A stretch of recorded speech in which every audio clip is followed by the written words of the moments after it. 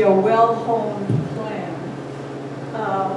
And you know, you've got the money behind it, and they've got people running for offices, and it just seems like the money behind it is good campaign money, it seems in some cases. What's the genesis of all this? It seems like we're seeing something that we saw in the 60s and 70s, only it seems to be refined. And what would you say is the genesis of it? I guess that I would say that as we look at our country and the environment and the culture of our country, we've lost so many of our values and our traditions. This cancel culture, which came about, what, 5 or 6 years ago, or really, where exactly did that come from? As a history teacher, I understand that this has been in place for decades, really beginning since the 1900s. Back then it was the progressives, and then the progressives now, they have morphed into the far left and the radical. And for the longest time, I refused to really use, at least in public, the word Marxist, but I don't anymore.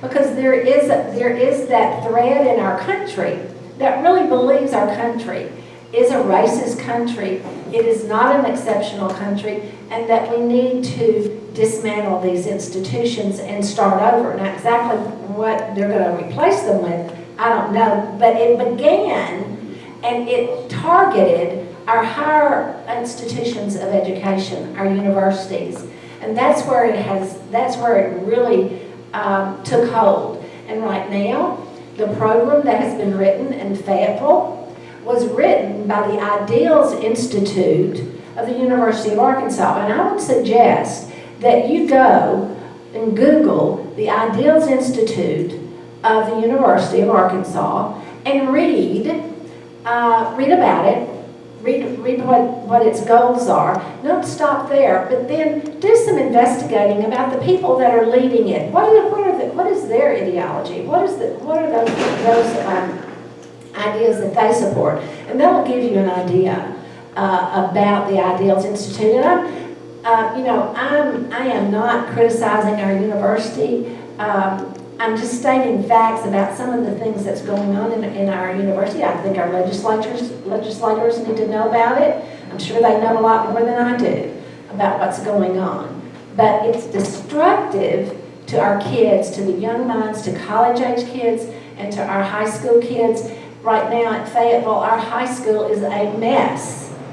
And we've got to change course. We've got to address this, and we've got to be strong as we do it. You know, I think the genesis is that we cannot be naive. There are those among us that want to tear down what America stands for. You know, all of this terminology about reimagining, you know, they talk about reimagining law enforcement. You know, Biden tried to say, I didn't say defund the police.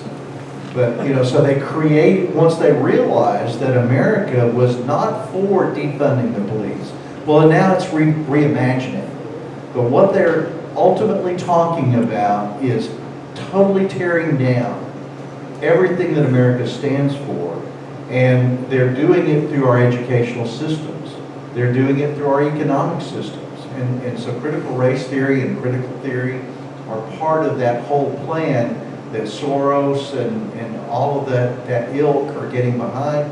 And it's also, and this is one of the things I'm talking a lot about as a candidate for Secretary of State, is it's also about tearing down our election systems. You know, my opponent is a very nice man, but as I have said, sometimes nice can border on being naive.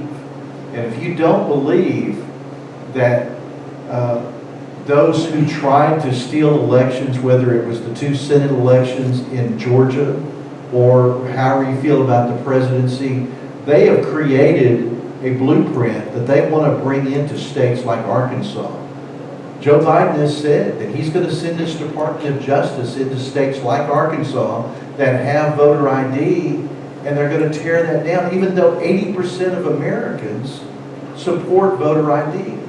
So it is really about tearing down all of our major institutions, whether it's our election systems, whether it's education, whether it's healthcare. Thank you. We have a question over here. Well, I really have to state